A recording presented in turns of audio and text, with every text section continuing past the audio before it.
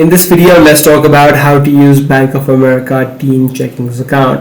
Teen checking account within Bank of America is called Advantage Safe Balance.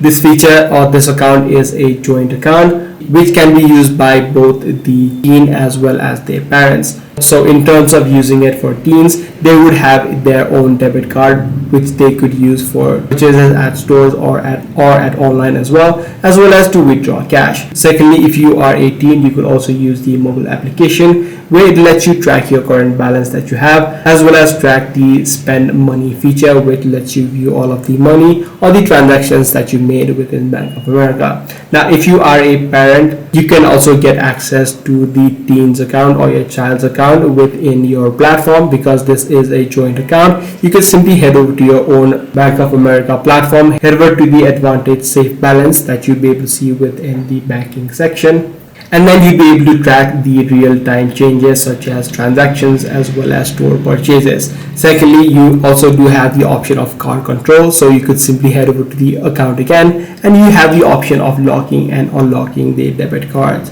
So that's the way on how you do it. If this video was helpful to you, be sure to subscribe. I'm going to see you in the next one.